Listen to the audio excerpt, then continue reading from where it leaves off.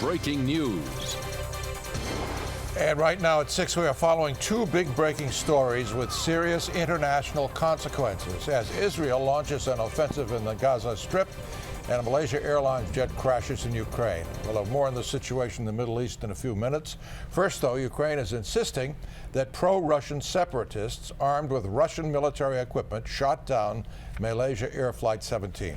And at this hour, it's believed all 295 people on board that flight from Amsterdam to Kuala Lumpur were killed. Greta Cruz begins our coverage from the Satellite Center with the latest on the search for answers. Greta? Well, Maureen, a lot of finger pointing tonight. A senior U.S. intelligence official has told CNN that it was definitely a surface-to-air missile. Two reasons. A radar setup saw a system turn on and track an aircraft just before the plane went down. And a second system saw a heat signature at the moment of impact. Who did it, though, still uncertain. Russian news agencies are quoting witnesses who say they saw a plane being hit by what looked like a rocket today in a small Ukrainian village near the Russian border. The United States will offer any assistance we can to help determine what happened and why.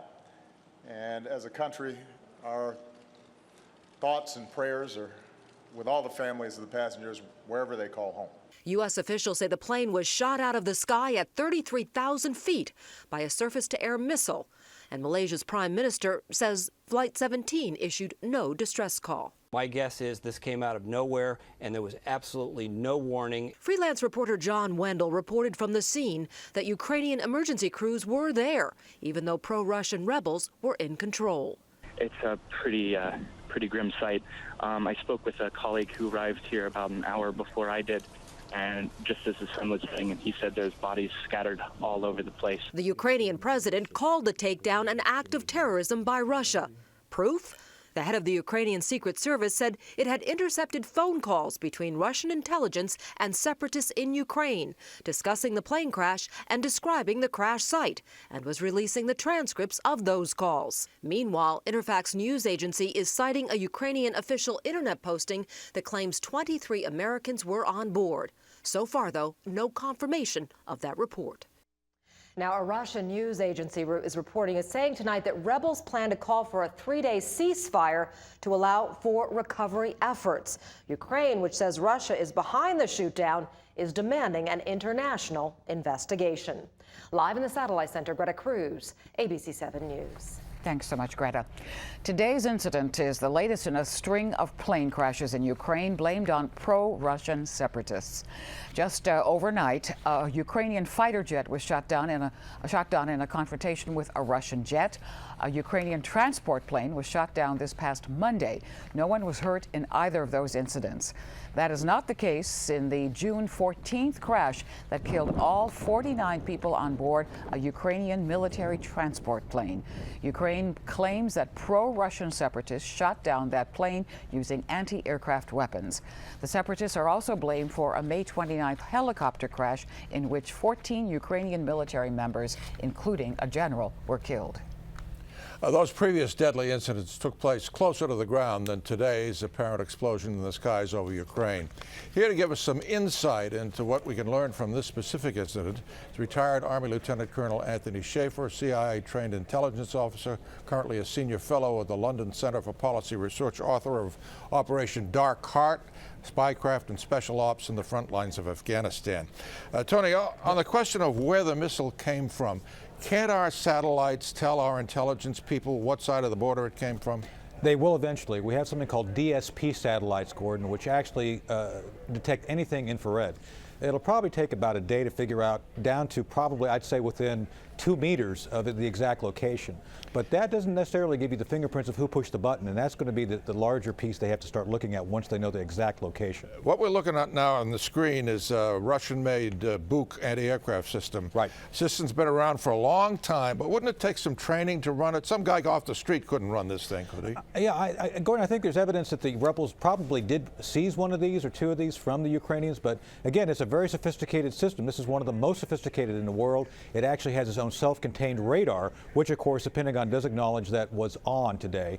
The question becomes, was this someone trained who knew what they were doing, or was it a rebel who just was able to figure it out rapidly? And again, that's going to be something that has to be resolved investigatively. Now, you mentioned the radar. I presume the airliner was, the transponder was squawking an IFF code, identification friend or foe. Right. Wouldn't the radar and the Book system be able to read that? Great point, Gordon. And yes, this system is so sophisticated, it's designed to recognize when it's about to hit a civilian aircraft. The missile itself is designed to detect that and veer off. Someone had to deprogram that or defeat that safety mechanism for that missile to have hit this airliner. So the question becomes, was this deliberate or was it something that was out of control? I argue one of the theories is that we're looking at is that they thought maybe this was an AN-26 transporter, which was shot down on the 14th of June. Well, we just don't know. It makes no sense for the Russians to shoot down a civilian airliner, or the insurgents either, or the Ukrainians certainly. Right. Could this simply have been a screw-up? I think that's what all the evidence is indicating right now. There was a brief posting by one of the pro-Russian rebel groups saying that we just shot down another AN-26, referring to the previous one. That was quickly taken down, probably when they realized that this was not an AN-26 military aircraft, it was a civilian airliner. Colonel Anthony Schaefer, thanks very much. Always, Gordon. Thank you. Thank you. Maureen? Gordon, if it is determined that the Malaysian Airlines was shot down, today's crash may have been the deadliest case of this kind in history and only the 5th on record. The most recent incident was 13 years ago when Ukrainian forces accidentally shot down a Siberian Airlines plane above the Black Sea. All 78 people on board died. Twice the Soviet Union shot down Korean Airlines jets that strayed into Soviet airspace. The plane hit in 1978, made an emergency landing, but 2 people on board were killed. In the 1983 incident, all 269 people on board were killed. And in the 1988 incident, when the USS Vincennes mistook Iran Air Flight 655 for a warplane, all 269 people on board that plane were also killed.